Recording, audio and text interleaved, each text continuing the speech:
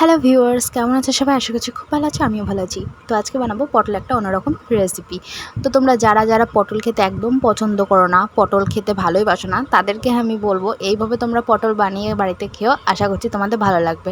তো দেখো পটলগুলোকে কিন্তু এখানে কাটা হয়ে গেছে, আর তোমরা কিন্তু ঠিক এইভাবে কেটে নেবে, মানে গোটাটা কাটার পর দুই সাইড কিন্তু তোমরা একটু চিড়ে দিবে। তো এখানে চিড়াটা তোমরা স্পষ্ট করে দেখতে পারলে। এরপর তোমরা দেখছো এখানে সর্ষে বাটা।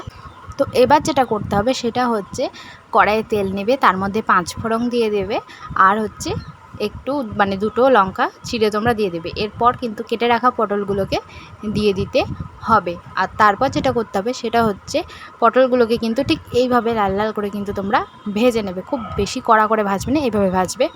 এবার ব্যবহার করা হলো লবণ, একটু লবণ দিয়ে দেওয়া হলো। এরপর যেটা ব্যবহার করা হচ্ছে সেটা হয়ে গেছে লঙ্কার গুঁড়ো, আর লঙ্কার গুঁড়োটা দিয়ে দেওয়া যখন হচ্ছিলো প্রচণ্ড পরিমাণে তেল ছিটছিলো বলে আমার ভিডিও করা হয়নি। তো এরপর দিয়ে দিল হলুদ গুঁড়ো। তো এরপর সব কিছু দিয়ে কিন্তু ভালো করে একটু মাখিয়ে নিতে হবে। তো দেখো মশলাগুলোকে কিন্তু খুব ভালো করে মানে সবকটা পটলের গায়ে কিন্তু মাখিয়ে নিতে হবে। এরপর যে সর্ষে বাটাটা ছিল সেটা কিন্তু দিয়ে দেওয়া হলো। চাইলে কিন্তু তোমরা সর্ষে বাটার সাথে পোস্ত বাটা আর নারকেল কুড়ো কিন্তু তোমরা অ্যাড করতে পারো। তোমরা যদি নাও করো, এইভাবেও যদি করো তাহলে কিন্তু খুব সুন্দর খেতে হয়। আর এটা কিন্তু নিরামিষের জন্য, যারা নিরামিষ খেতে ভালোবাসো তাদের জন্য কিন্তু এটা। তারপর ঢাকা দিয়ে তোমরা 5 মিনিট রাখবে। 5 মিনিট রাখা হয়ে যাওয়ার পর যখন তুলবে তখন একটু পরিমাণ মতন তোমরা চিনি দিবে, খুব বেশি চিনি দিবে না, কারণ এটা খুব বেশি ঝাল ঝাল আর মিষ্টি মিষ্টি ভালো লাগে, তাই বলে খুব বেশি মিষ্টি ভালো লাগে না। তো দেখো এরপর কিন্তু কাঁচা সর্ষের তেল এখানে দিয়ে দেওয়া হলো, আর রেডি হয়ে গেছে আমাদের সর্ষে পটল। খেতে কিন্তু খুব সুন্দর লাগে।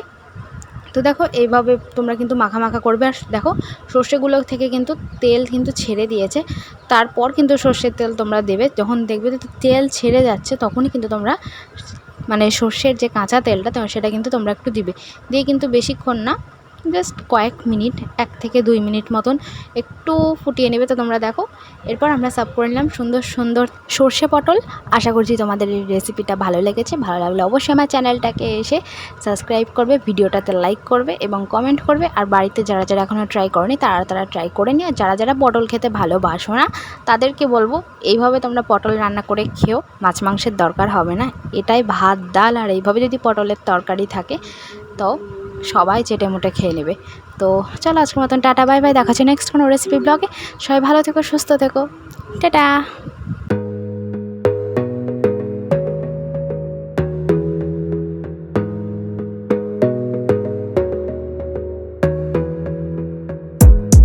Gotta focus on yourself, on your faith, on your dreams, on your mind, on your health, yeah.